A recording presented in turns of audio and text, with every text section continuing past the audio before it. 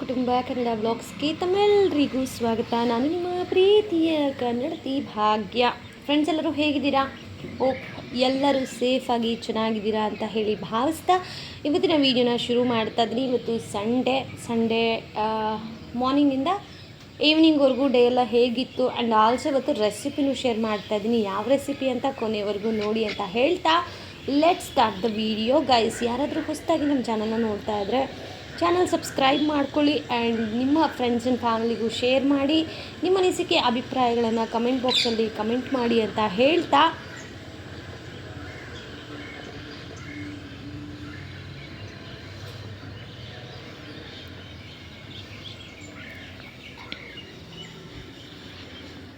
Sunday ಚಿತ್ರಾನ್ನ ಮಾಡ್ತಾಯಿದ್ದೀನಿ.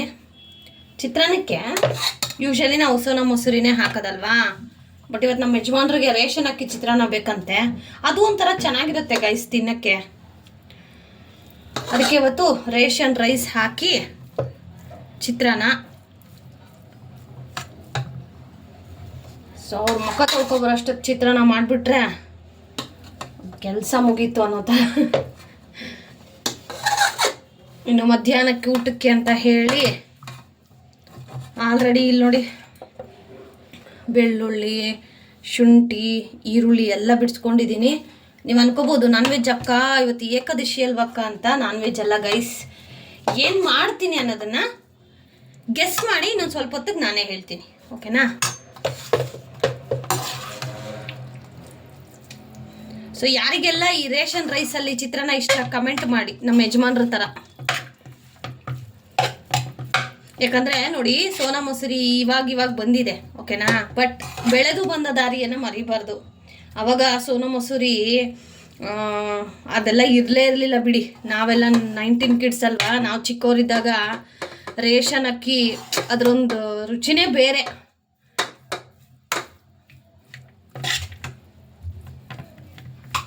So ಇದನ್ನು ಕಲಿಸ್ಬಿಟ್ಟು breakfast ಆದಮೇಲೆ ಹಾಗೆಯೇ ಇವತ್ತೆಲ್ಲ ಹೇಗಿರುತ್ತೆ ಆ್ಯಂಡ್ ಏಕಾದಶಿ ಅದ್ರ ಬಗ್ಗೆನೂ ತಿಳಿಸ್ಕೊಡ್ತಾ ವಿಡಿಯೋನ ಶೇರ್ ಮಾಡ್ತೀನಿ. ಸೊ ಎಲ್ಲೂ ಸ್ಕಿಪ್ ಮಾಡಬೇಡಿ ಗೈಸ್. ಸೊ ಈಗ ಟಿಫನ್ ಮಾಡಿ ಆಮೇಲೆ ವ್ಲಾಗನ್ನು ಕಂಟಿನ್ಯೂ ಮಾಡ್ತೀನಿ. ಇವತ್ತು ಸಂಡೇ ಅಲ್ವಾ, ನಾವು ಯೂಶಲಿ ವಾರಕ್ಕಾಗೋ ಥರ ತಿಂಗಳಿಗಾಗೋ ಥರ ಪ್ಲ್ಯಾನ್ ಮಾಡಿ ಅಂತೂ ತೊಗೊಬರಲ್ಲ ಗೈಸ್. ಸೊ ಏನು ಬೇಕೋ ಭಾನುವಾರ ನಮ್ಮ ಯಜಮಾನ್ರು ಫ್ರೀ ಇರ್ತಾರಲ್ಲ, ಅವಾಗ ಲಿಸ್ಟಾಗಿ ಕೊಟ್ಬಿಟ್ರೆ ಅವ್ರು ತೊಗೊಂಬಂದು ಕೊಡ್ತಾರೆ.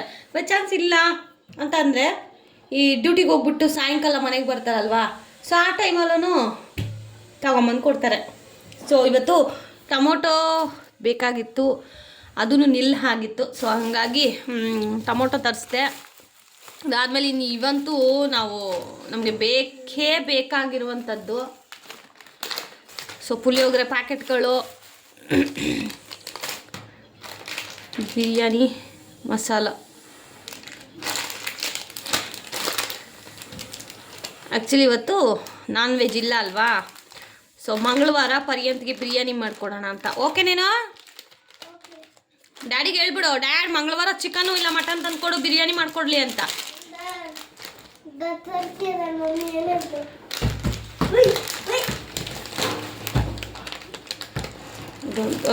ಇದು ಪುಳಿಯೋಗರೆ ಪ್ಯಾಕೆಟ್ಸು. ಚಿನ್ನಿ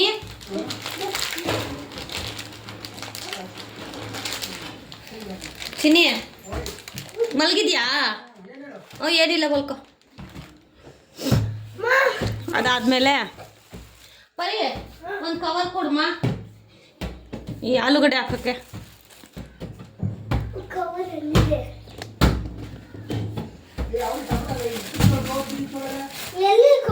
ಅಲ್ಲ ಆಚೆ ಹೋಯ್ತು ನೋಡಿ ಆಲೂಗಡ್ಡೆ. ಇವಾಗ ಮಧ್ಯಾಹ್ನಕ್ಕೆ ನಾನು ಏನು ಸಾಂಬಾರು ಮಾಡ್ತೀನಿ ಗೆಸ್ ಮಾಡಿ ಅಂತ ಹೇಳಿದ್ನಲ್ಲ.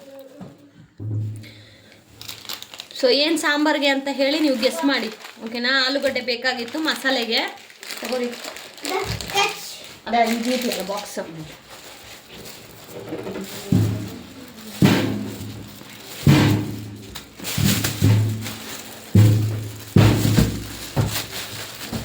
ಕಂದ ಟೀಪಾಯ್ ಮೇಲೆ ಹಿಡಿದು ಕಂದಮ್ಮ ಕಟ್ ಮಾಡಿದ್ರೆ ತಿಂಬೋದಾಗಿತ್ತಲ್ವಾ? ಪರಿ ಬಾಯಲ್ಲಿ ಅಮ್ಮ ಜ್ಯೂಸ್ ಪೇಪರ್ ಕೊಡೋಕದ ಪುದೀನ ಬಿಡಿಸ್ಕೊಡ್ತೀನಿ ಹಂಗೆ. ನ್ಯೂಸ್ ಪೇಪರ್ ಜ್ಯೂಸ್ ಪೇಪರ್ ನೋಡ್ರಿ, ಜ್ಯೂಸ್ ಪೇಪರ್ ಅಂತಿದೆ. ನ್ಯೂಸ್ ಪೇಪರ್ ಜ್ಯೂಸ್ ಪೇಪರ್ ಹೌದು. ಕೊತ್ತಂಬರಿ ಸೊಪ್ಪು ಚಿನಿ ಇವಾಗ ರುಬ್ಕೊಳ್ಳೋಕೆ ಬೇಕಲ್ಲಮ್ಮ.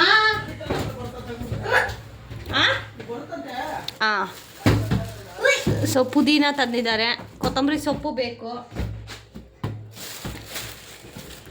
ಚಿನಿ ಚಿಕ್ಕಡಿಕಾಯಿ ತಂದ್ಬಿಟ್ಟ. ಅಯ್ಯೋ ಅವ್ರು ತೋಟದಲ್ಲಿ ತಗೊಬರ್ತಾ ಇದ್ದೆ, ಹೇಳಿದ್ದೆ ಹೆಣ್ಣಂಗೆ ಹೋಗೋ ಕೆಜಿ ತೆಚ್ಚಿಯನ ಅಂತ. ಸೊ ಬೀನ್ಸನ್ನು ಚಿಕ್ಕಡಿಕಾಯಿ ತಂದಿದ್ದಾರೆ ನೋಡಿ.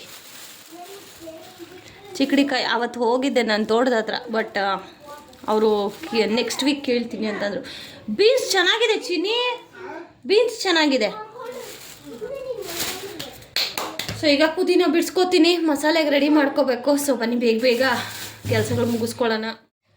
ಇನ್ನು ಬೆಳಗ್ಗೆ ಪೂಜೆಗೆ ಅಂತ ಹೇಳಿ ತಯಾರಿ ಮಾಡ್ಕೋತಾನೆ ಇದ್ದೆ.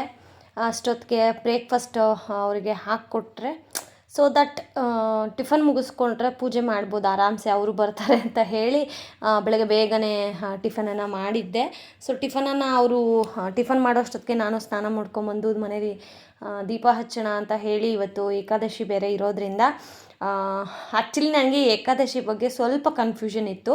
ಯಾಕಂದರೆ ನಾನು ಹೋಗೋ ದೇವಸ್ಥಾನದಲ್ಲಿ ಹೇಳಿದರು ದಟ್ ಶುಕ್ರವಾರ, ಶನಿವಾರ, ಭಾನುವಾರ ಅಂತ ಹೇಳಿ. ಬಟ್ ನಮ್ಮ ಸಬ್ಸ್ಕ್ರೈಬರ್ ಒಬ್ಬರು ಅವ್ರು ವಿಡಿಯೋ ಕಳಿಸಿದ್ರು, ಆ್ಯಕ್ಚುಲಿ ಶನಿವಾರ, ಭಾನುವಾರ, ಸೋಮವಾರ ಇರೋದು ಅಂತ.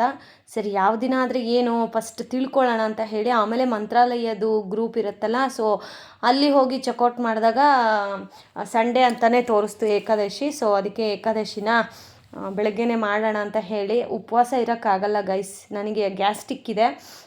ಒಂದು ದಿನ ಉಪವಾಸ ಇದ್ದೀನಿ ಅಂತ ಅಂದರೆ ಸುಮ್ಮನೆ ಒಂದು ವಾರ 15 ದಿನ ಸಫರ್ ಆಗಬೇಕು.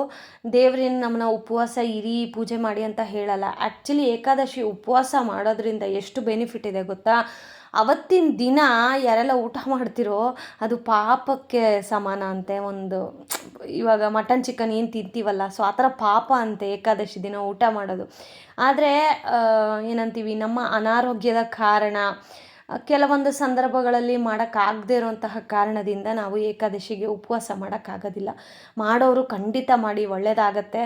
ಸೊ ನನಗೆ ಮೇಯ್ನಾಗಿ ಗ್ಯಾಸ್ಟ್ರಿಕ್ ಪ್ರಾಬ್ಲಮ್ ಇದೆ, ಆ್ಯಂಡ್ ಆಲ್ಸೋ ಸರ್ಜರಿ ಅವೆಲ್ಲ ಆದಾಗ ಇಂಜೆಕ್ಷನ್ಸ್ ಎಲ್ಲ ಕೊಟ್ಟಿರ್ತಾರಲ್ವ. ಸೊ ನಾನು ಉಪವಾಸ ಇದ್ದಷ್ಟು ನನ್ನ ಬಾಡಿ ವೀಕ್ ಆಗುತ್ತೆ ಅಂತ ಡಾಕ್ಟ್ರೇ ಹೇಳಿದ್ರು. ಮೇಡಮ್ ಉಪವಾಸ ಎಲ್ಲ ಮಾಡೋಕ್ಕೆ ಹೋಗಬೇಡಿ, ವ್ರತ ಅದು ಇದು ಅಂತ ಹೇಳಿ. ಸರಿ ಅಂತ ಹೇಳಿ ಡಾಕ್ಟ್ರಿಗಿಂತ ನಾವು ಡಾಕ್ಟ್ರನ್ನ ನಂಬೇಕಲ್ವಾ. ಯಾಕಂದರೆ ನೆಕ್ಸ್ಟ್ ಇನ್ನು ನಾನು ಚೆಕಪ್ಗೆ ಹೋಗೋದಿದೆ, ಹೋಗೋಕ್ಕೆ ಆಗ್ತಾಯಿಲ್ಲ. ಗೊತ್ತಿಲ್ಲ ರಾಯರ್ ಏನನ್ನು ಪರೀಕ್ಷೆ ಮಾಡ್ತಾ ಇದ್ದಾರೆ ಅಂತ ಹೇಳಿ. ಬಟ್ ಆಗೋದೆಲ್ಲ ಒಳ್ಳೆಯದಕ್ಕೆ ಅಂತಲೇ ನಾನು ಭಾವಿಸ್ತೀನಿ. ಗೊತ್ತಿಲ್ಲ, ಅದಾಗದೆ ಕ್ಯೂರ್ ಆದರೂ ಆಗಬಹುದು, ಇಲ್ಲ ಸರ್ಜರಿಗೆ ಹೋಗಲೇಬೇಕು ಅಂತಂದರೆ ಅದಕ್ಕೂ ರಾಯರ ಆಶೀರ್ವಾದ ಇದ್ದೇ ಇರುತ್ತೆ. ಸೊ ಹಾಗಾಗಿ ಅದು ಯಾಕೋ ಡಿಲೇ ಆಗ್ತಾನೆ ಹೋಗ್ತಾ ಇದೆ. ಗೊತ್ತಿಲ್ಲ ಯಾವಾಗ ಟೈಮ್ ಕೂಡ ಬರುತ್ತೆ ಅಂತ ಹೇಳಿ. ಬಟ್ ಹೋಗ್ಬೇಕಂತೂ ಪಕ್ಕ, ಅದು ಹೋಗಲೇಬೇಕು. ಹಾಸ್ಪಿಟಲ್ ವಿಸಿಟ್ ಮಾಡಿ ಚೆಕ್ ಮಾಡಿಸ್ಕೊಂಬರ್ಬೇಕು. ಆ್ಯಂಡ್ ಈಗ ಮಸಾಲೆಗೆ ನೀವು ನೋಡ್ತಾ ಇದ್ದೀರಲ್ಲ ಗೈಸ್, ಗೊತ್ತಾಗ್ತಾ ಇದೆಯಲ್ಲ ಏನೇನು ಹಾಕ್ತಾಯಿದ್ದೀನಿ ಅಂತ ಹೇಳಿ. ಸೊ ಈಗ ಪೌಡ್ರ್ಗಳು ಏನೇನು ಹಾಕ್ತಾಯಿದ್ದೀನಿ ಅಂತಂದರೆ ಧನಿಯಾ ಪುಡಿ, ಖಾರದ ಪುಡಿ ಅಷ್ಟೇನೆ. ಇನ್ನು ಮಿಕ್ಕಿದೆಲ್ಲ ನಿಮ್ಗೆ ಅಲ್ಲೇ ಕಾಣಿಸ್ತಾ ಇದೆ, ಓಕೆನಾ?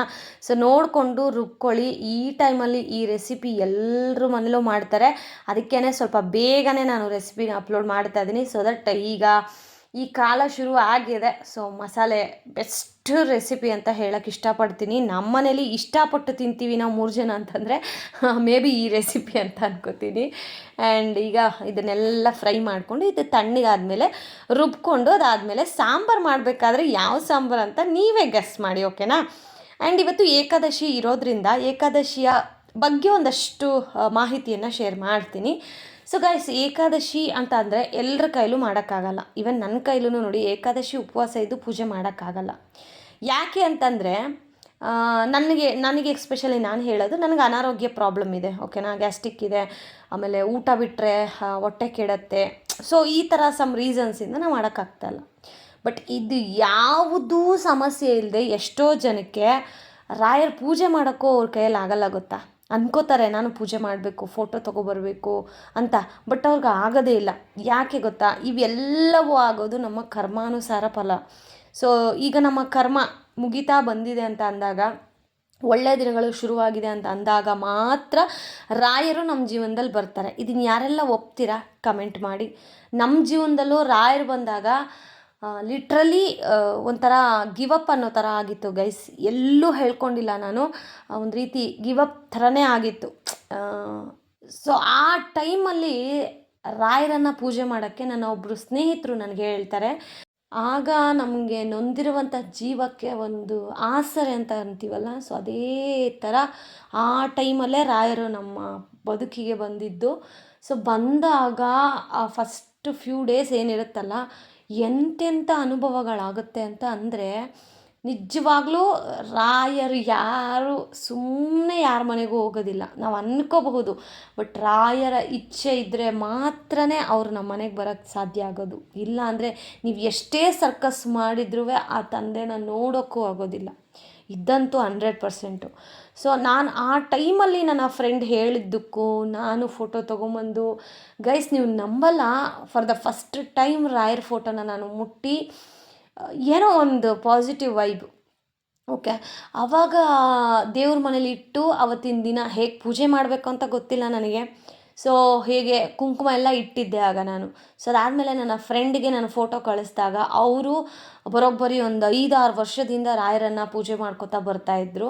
ಸೊ ಅವರು ನನಗೆ ಹೇಳಿಕೊಟ್ರು ಪ್ರತಿಯೊಂದು ವ್ರತ ಹೇಗೆ ಮಾಡಬೇಕು, ರಾಯರಿಗೆ ಕುಂಕುಮ ಹಚ್ಚಬೇಕಾ ಬೇಡವಾ, ಅದೆಲ್ಲ ಕಂಪ್ಲೀಟ್ ಇವತ್ತು ಏನಾದರೂ ತಿಳ್ಕೊಂಡಿದ್ದೀನಿ ಅಂತಂದರೆ ಅವರಿಂದ ಥ್ಯಾಂಕ್ ಯು ಸೋ ಮಚ್ ಅವರಿಗೆ. ಇವತ್ತಿಗೂ ಅವ್ರಿಗೆ ನನ್ನ ದೊಡ್ಡಕ್ಕ ಸ್ಥಾನ ನಾನು ಕೊಡ್ತೀನಿ. ಬಿಕಾಸ್ ರಕ್ತ ಹಂಚ್ಕೊಂಡು ಹುಟ್ಟಿದವರೇ ಕಷ್ಟ ಅಂತ ಬಂದಾಗ ಮೂತಿ ಮುರ್ಕೊಂಡು ಹೋಗ್ತಾರೆ. ಬಟ್ ಯಾರೂ ಏನೂ ಗೊತ್ತಿಲ್ಲ, ಒಂದು ಫ್ರೆಂಡ್ಶಿಪ್ ಅಷ್ಟೇ. ಫ್ರೆಂಡ್ಶಿಪ್ಗೂ ಮೀರಿರೋ ಬಂಧ ಬೇರೆ ಯಾವುದೂ ಇರೋಕ್ಕೆ ಚಾನ್ಸೇ ಇಲ್ಲ ಅನ್ಕೋತೀನಿ. ಯಾಕಂದರೆ ಯಾರೋ ಎಲ್ಲೋ ದೂರದಲ್ಲಿರೋರು ನಮಗೆ ಕನೆಕ್ಟ್ ಆಗ್ತಾರೆ, ನಮ್ಮನ್ನು ಇಷ್ಟಪಡ್ತಾರೆ ಅಂತ ಅಂದರೆ ಇದೆಲ್ಲ ಹೇಗೆ ಸಾಧ್ಯ ಅಲ್ವಾ? ಸೊ ಇಟ್ಸ್ ಎ ಡಿಫ್ರೆಂಟ್ ಅಂತ ಹೇಳೋಕ್ಕೆ ಇಷ್ಟಪಡ್ತೀನಿ. ಸೊ ಏಕಾದಶಿ ವ್ರತನೂ ಅಷ್ಟೇ, ಫಸ್ಟ್ ಟೈಮ್ ಅವರೇ ನಂಗೆ ಹೇಳ್ಕೊಟ್ಟಿದ್ದು ಏಕಾದಶಿ ವ್ರತ. ಆಮೇಲೆ ಅವ್ರು ಒಂದೇ ಹೇಳಿದ್ದು, ನೋಡು ಭಾಗ್ಯ, ಆಡಂಬರದಿಂದ ಮಾಡಬೇಕು ಅಂತ ರಾಯರು ಯಾವತ್ತೂ ಕೇಳಲ್ಲ. ನಿಮ್ಮ ಪುಟಾಣಿ ದೇವ್ರ ಮನೆ ನಾನು ನೋಡಿದ್ದೀನಿ, ನೀವು ಪೂಜೆ ಮಾಡೋದೇ ಒಂದು ಖುಷಿ ನನಗೆ. ಸೊ ಅದರಲ್ಲಿ ನಿನ್ನ ಕೈಲಾದಷ್ಟು ಪೂಜೆ ಮಾಡು, ರಾಯರ ಅನುಗ್ರಹ ಇರುತ್ತೆ ಅಂತ. ನಿಜ ಹೇಳ್ತೀನಿ ಗೈಸ್, ಅವತ್ತಿಂದ ಇವತ್ತಿನವರೆಗೂ ನಮ್ಮ ರಾಯರ ಫೋಟೋದಲ್ಲಾಗಲಿ ಅಥವಾ ಮಂತ್ರಾಲಯದಿಂದ ತಂದಂತಹ ರಾಯರ ವಿಗ್ರಹ ಆಗಲಿ, ರಾಯರ ಫೋಟೋ ಆಗಲಿ, ಅದರಲ್ಲಿರುವಂತಹ ಕಳೆ ನಿಜವಾಗ್ಲೂ ನಾನು ಏನಕ್ಕೆ ಈ ನಡುವೆ ಜಾಸ್ತಿ ನಮ್ಮ ದೇವ್ರ ಮನೆ ಫೋಟೋಸು ವೀಡಿಯೋಸ್ ಆಗ್ತಾಯಿಲ್ಲ ಅಂತಂದರೆ, ದೇವ್ರ ಮನೆಗೆ ನಿಜವಾಗ್ಲೂ ದೃಷ್ಟಿ ಆಗುತ್ತೆ, ದೇವರಿಗೆ ದೃಷ್ಟಿ ಆಗುತ್ತೆ. ಸೊ ಇನ್ನೂ ಯಾವತ್ತಾದರೂ ಒಂದು ದಿನ ವಿಶೇಷ ಪೂಜೆ ಇದ್ದಾಗ ನಾನು ಶೇರ್ ಮಾಡ್ತೀನಿ. ಹಾಗಂತ ಪ್ರತಿದಿನ ನಾನು, ನೀವೇ ಅಬ್ಸರ್ವ್ ಮಾಡಿ, ನಾನು ಪ್ರತಿದಿನ ವೀಡಿಯೋದಲ್ಲಿ ಶೇರ್ ಮಾಡೋದಲ್ಲ. ಸೊ ಇವತ್ತು ಅಷ್ಟೇ ಏಕಾದಶಿ ಪೂಜೆ ಮಾಡಿದ್ದೀನಿ, ತುಳಸಿ ಎಲ್ಲ ಹಾಕಿ. ಬಟ್ ನಾನು ವೀಡಿಯೋ ಶೂಟ್ ಮಾಡಲಿಲ್ಲ, ನಾನು ಹಾಕಲಿಲ್ಲ, ಒಂದು ಫೋಟೋನೂ ಕ್ಲಿಕ್ ಮಾಡಿಲ್ಲ. ಯಾಕೆ ಅಂತಂದರೆ ಫೋಟೋ ವಿಡಿಯೋ ಮಾಡಿದಾಗ ದೇವರಿಗೆ ದೃಷ್ಟಿ ಆಗೋದು, ಆಮೇಲೆ ಆ ಕಳೆ ಏನಿರುತ್ತಲ್ಲ ಸ್ವಲ್ಪ ಕಡಿಮೆ ಆಗುತ್ತೆ ಅಂತ ಹೇಳಿ ನನ್ನ ಫ್ರೆಂಡ್ ಹೇಳಿದರು. ಸೊ ಅದಕ್ಕೇ ಆದಷ್ಟು ಈ ಥರ ಬೇಡ, ಯಾವತ್ತಾದರೂ ಇಂಪಾರ್ಟೆಂಟ್ ಇದ್ದರೆ ಶೇರ್ ಮಾಡೋಣ ಅಂತ ಹೇಳಿ ನಾನು ಶೇರ್ ಮಾಡ್ತಾ ಇಲ್ಲ. ಆ್ಯಂಡ್ ಯಾರೆಲ್ಲ ಏಕಾದಶಿ ಪೂಜೆನ ಅಯ್ಯೋ ಹೇಗೆ ಮಾಡೋದೋ ಗೊತ್ತಿಲ್ಲ, ಯಾಕೆ ಮಾಡಬೇಕು, ಎತ್ತ ಏನು ಆ ಥರ ಯೋಚನೆ ಮಾಡೋಕ್ಕೆ ಹೋಗಬೇಡಿ. ಸೊ ಒಂದು ಸತಿ ನೀವು ರಾಯನ ನಂಬಿ ರಾಯರ ಆರಾಧನೆ ಮಾಡ್ತಾ ಇದ್ದೀರಾ ಅಂತಂದಾಗ ನಿಮಗೆ ಕಣ್ಣು ಮುಚ್ಚಿ ಕೂತ್ಕೊಳ್ಳಿ, ರಾಯರನ್ನು ನಿಮ್ಮ ಕಣ್ಣು ಮುಂದೆ ನೆನೆಸ್ಕೊಳ್ಳಿ. ರಾಯರೇ ನಿಮಗೆ ತೋರಿಸ್ಕೊಡ್ತಾರೆ ಹೇಗೆ ಮಾಡಬೇಕು, ಏನು ಮಾಡಬೇಕು ಅಂತ. ನಿಜ ಇದೆಲ್ಲ ನಿಮಗೆ ಕೇಳಿದ್ರೆ ಏನಪ್ಪ ಇದು ಅಂತ ಅನ್ನಿಸ್ಬೋದು. ನಿಜವಾಗ್ಲೂ ನನ್ನ ಜೀವನದಲ್ಲಿ ನಡೆದಂತಹ ಸತ್ಯ ಘಟನೆ ಇದು. ನನಗೆ ತೀರಾ ನಾವು ಸರ್ಜರಿಗೆ ಹೋಗಬೇಕು ಅಂತ ಹೇಳಿದಾಗ ಏನು ಮಾಡೋದು ಅನ್ನೋ ಒಂದು ಸಂದರ್ಭ. ಓಕೆ, ಆಗ ರಾಯರನ್ನು ಆರಾಧನೆ ಮಾಡ್ತಾ ಇರ್ತೀನಿ ನಾನು, ಪ್ರಶ್ನೆ ಇಟ್ಟು ರಾಯರ ಮುಂದೆ ಕೇಳ್ತೀನಿ. ಆಗ ರಾಯರು ಇಲ್ಲ ಹೋಗಲೇಬೇಕು ಅಂತ ನನಗೆ ಬರುತ್ತೆ. ಸೊ ಅವಾಗಲೂ ಅಷ್ಟೇ, ಯಾವ ಕಡೆ ಹೋದರೆ ಒಳ್ಳೆಯದು ಅಂತ ಹೇಳಿ ಅವತ್ತು ಅಷ್ಟೇ ಕಣ್ಣು ಮುಚ್ಕೊಂಡು ನನ್ನ ರೇಖಿ ಧ್ಯಾನದಲ್ಲಿ ಒಂದು ಪ್ರಶ್ನೆಯನ್ನು ಹಾಕಿದಾಗ ಆವಾಗ ಬಂತು ಹೊಸಕೋಟೆ, ಅಂದರೆ ಈ ಸೈಡ್ ಹೋಗಬೇಕು ಅಂತ. ಸೀರಿಯಸ್ಲಿ ಹೇಳ್ತೀನಿ, ಮೇ ಬಿ ಈ ಕಡೆ ಬೇರೆ ಕಡೆ ಎಲ್ಲ ಹೋಗಿದ್ರೆ ನಂಗೆ ಹೆಂಗಿರ್ತಿತ್ತೋ ಗೊತ್ತಿಲ್ಲ. ಬಟ್ ಎಲ್ಲ ವಿಚಾರದಲ್ಲೂ ದಾರಿ ತೋರಿಸ್ತಾ ಇದ್ದಾರೆ ಅನ್ನೋದಂತೂ ಸತ್ಯ. ಇವನ್ ನಾನು ಯೂಟ್ಯೂಬಲ್ಲಿ ವೀಡಿಯೋಸ್ ಅಪ್ಲೋಡ್ ಮಾಡಬೇಕಾದ್ರೂ ನಾನು 100ಕ್ಕೆ 100 ಸಲ ಯೋಚನೆ ಮಾಡ್ತೀನಿ. ಆ್ಯಂಡ್ ಅದನ್ನೂ ನಾನು ಯೋಚನೆ ಮಾಡಿ ಇದು ಸರಿನಾ ತಪ್ಪ ತಿಳ್ಕೊಂಡೇ ನಾನು ವೀಡಿಯೋಸನ್ನು ಅಪ್ಲೋಡ್ ಮಾಡ್ತೀನಿ. ಹಾಗಂತ ಇವರು ಪೂಜೆ ಮಾಡ್ತಾರೆ, ಇವ್ರಿಗೆ ಏನೇ ಅಂದರೂ ಸುಮ್ಮನೆ ಇರ್ತಾರೆ. ನಾನು ಸುಮ್ಮನೆ ಇದ್ದರೂ ನನ್ನಪ್ಪ ನಾನು ಪೂಜೆ ಮಾಡೋ ರಾಯರಂತೂ ಸುಮ್ಮನೆ ಇರೋದಿಲ್ಲ. ವಾಪಸ್ ನಿಮ್ಗೆ ಎಲ್ಲಿ ಕೊಡಬೇಕೋ ಅಲ್ಲಿ ಕೊಟ್ಟೇ ಕೊಡ್ತಾನೆ. ನಾನು ಅಷ್ಟೇ ನೋಡಿ, ಒಳ್ಳೆಯವರು ನಮ್ಮ ಹತ್ರ ಬಂದ್ರೆ ಒಳ್ಳೆಯವರಾಗಿ ನಾವು ಅಪ್ಪಗೆ ಕೊಡ್ತೀವಿ. ನಮ್ಮ ವಿರುದ್ಧವಾಗಿ ನಿಂತ್ಕೊಂಡು ನಮಗೆ ಪಿತೂರಿ ಮಾಡೋಕ್ಕೆ ನೋಡ್ತೀರಾ ಅಂತಂದರೆ ನಿಂತು ಬಡಿಯೋಕ್ಕೂ ಸಹಿ. ಸೊ ಎಲ್ಲದಕ್ಕೂ ಸಹಿ. ಇದೇ ಭಾಗ್ಯ ಮೊದಲು ಭಯ, ವಿಡಿಯೋ ಮಾಡೋಕ್ಕೆ ಭಯ, ಆಚೆ ಹೋಗೋಕ್ಕೆ ಭಯ, ಜನ ಏನು ಅನ್ಕೋತಾರೋ ಈ ಥರ ಥಿಂಕ್ ಮಾಡ್ತಾ ಇದ್ದೋಳು. ಅದರಿಂದ ಓವರ್ಕಮ್ ಆಗಿದ್ದೀನಿ. ಇವತ್ತಿಷ್ಟು ಸ್ಟ್ರಾಂಗಾಗಿ ಒಬ್ಬರು ಮುಂದೆ ನಿಂತು ಮಾತಾಡ್ತೀನಿ. ಪ್ರಶ್ನೆ ಹಾಕಿದ್ರೆ ಆನ್ಸರ್ ಮಾಡೋಷ್ಟು ಧೈರ್ಯ ಇವತ್ತು ನನ್ನ ಪತಿಯಾಗಿ ನನ್ನ ಗಂಡ ನಾನು ಪೂಜೆ ಮಾಡುವಂತಹ ರಾಯರು. ಓಕೆ, ಇದುವರೆಗೂ ಹೇಳ್ತಾ ಇದ್ದೀನಿ. ಕಣ್ಣು ಮುಚ್ಚಿ ಕೇಳಿದ್ರೆ ಸಾಕು ಗೈಸ್. ಸೊ ನಾವು ಬಿಲೀವ್ ಮಾಡೋದು ಹೇಗೆ ಅಂತಂದರೆ ಇದೇ ಥರನೇ. ಸೊ ಕಣ್ಣು ಮುಚ್ಚಿ ಆ ರಾಯರ ಪಾದಕ್ಕೆ ಶರಣಾದರೆ ನಿಜ ಜೀವನ ತುಂಬ ಚೆನ್ನಾಗಿರುತ್ತೆ. ಏಕಾದಶಿ ವ್ರತನೂ ಅಷ್ಟೇ.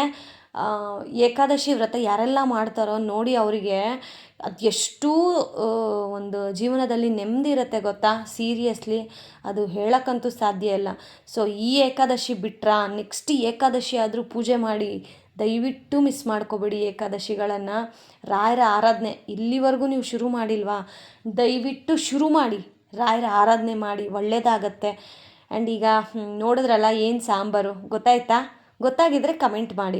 ಸೊ ಈಗ ಯಾಕೆ ನಾನು ಇಷ್ಟು ಸ್ವಲ್ಪ ತೆಳುವಾಗಿ ಮಾಡಿದ್ದೀನಿ, ಜಾಸ್ತಿ ಏನೂ ತೆಳು ಇಲ್ಲ, ಒಂದು ಮೀಡಿಯಮ್ ಕನ್ಸಿಸ್ಟೆನ್ಸಿ ಇದೆ. ಯಾಕೆ ಅಂತಂದರೆ ನೈಟು ಇದನ್ನು ಬಿಸಿ ಮಾಡಿದಾಗ ಮತ್ತೆ ಗಟ್ಟಿ ಆಗಿಬಿಡುತ್ತೆ. ಸೊ ಹಾಗಾಗಿ ಈ ಕನ್ಸಿಸ್ಟೆನ್ಸಿ ಪರ್ಫೆಕ್ಟ್ ಅಂತ ಹೇಳಬಹುದು. ಸೊ ಈಗ ಮಧ್ಯಾಹ್ನನೇ ನಾನು ಮುದ್ದೆ ಸಾಂಬಾರು ಎಲ್ಲ ಮಾಡಿದೆ. ಬಿಕಾಸ್ ಇವತ್ತು ಏಕಾದಶಿ ಅಲ್ವಾ, ದೇವಸ್ಥಾನಕ್ಕೆ ಹೋಗಿ ಬರೋಣ ಅಂತ ಹೇಳಿ. ಸೊ ಅದಾದಮೇಲೆ ಈಗ ದೇವಸ್ಥಾನಕ್ಕೂ ಹೊರಟ್ವಿ.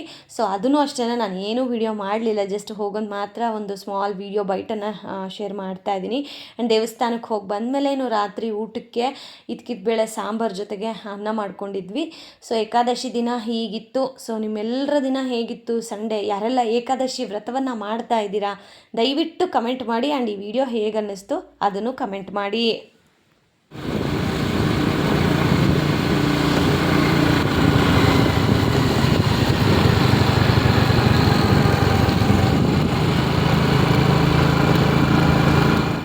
ನೋಡಿದ್ರಲ್ಲ ಗೈಸ್, ಇವತ್ತಿನ ವಿಡಿಯೋ ಇದಾಗಿತ್ತು.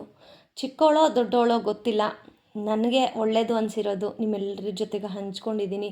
ಸೊ ನಮಗೊಬ್ಬರಿಗೆ ಒಳ್ಳೆಯದಾದರೆ ಸಾಕಾಗೋದಿಲ್ಲ, ನಮ್ಮನ್ನು ಫಾಲೋ ಮಾಡೋ ನಿಮಗೂ ಒಳ್ಳೆಯದಾಗಲಿ ಅಂತ ಹೇಳಿ ಈ ಕೆಲವೊಂದು ಮಾಹಿತಿಗಳನ್ನು ಹಂಚ್ಕೊಂಡಿದ್ದೀನಿ. ಸೊ ಯಾರೆಲ್ಲ ಕಿವಿ ಕೊಟ್ಟು ಟೈಮ್ ಕೊಟ್ಟು ಕೇಳಿದಿರೋ ಪ್ರತಿಯೊಬ್ಬರಿಗೂ ರಾಯರು ಒಳ್ಳೇದು ಮಾಡಲಿ ಅಂತ ಹೇಳ್ತಾ ಇವತ್ತಿನ ವೀಡಿಯೋನ ಎಂಡ್ ಮಾಡ್ತಾ ಇದ್ದೀನಿ. Thank you so much for watching friends.